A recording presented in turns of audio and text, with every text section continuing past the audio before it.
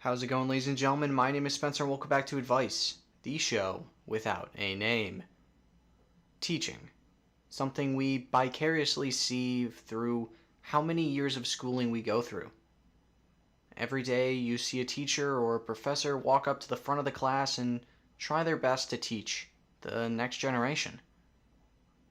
It could even be a supervisor teaching you on the job, but I'm going to skip over that for today and zone in on teachers. In high school, I always wanted to be a teacher, a history teacher more specifically. I just kind of love history, spawning from my love of the World at War campaign. Man, what a weird place to start. In junior year, it was definitely plan D on my list of future careers.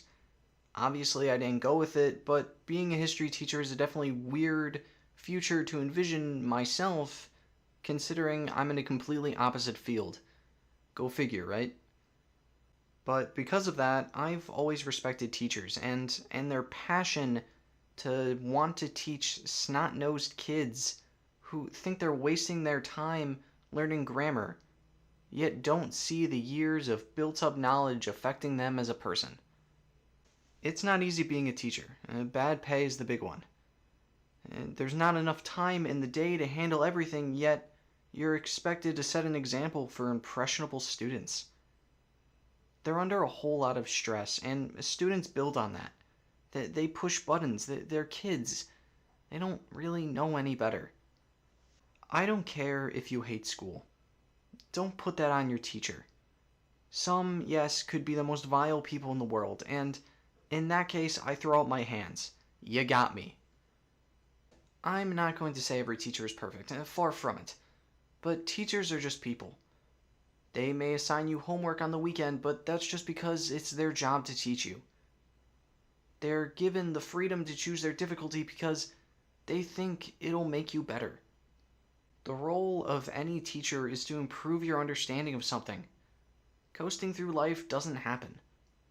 There's going to be a fork in the road at some point, and sometimes you're going to need to know that the mitochondriate is the powerhouse of the cell. When? Probably never. I think I just chose the wrong example, but I hope you know what I mean.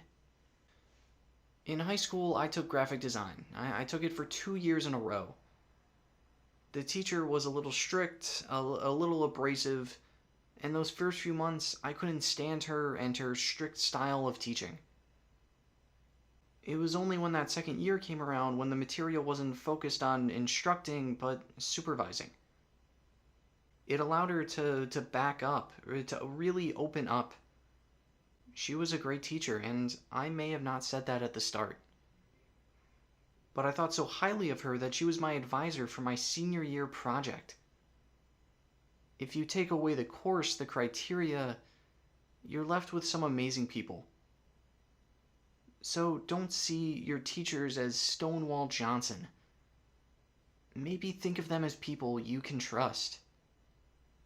And it helps both of you guys out at the end.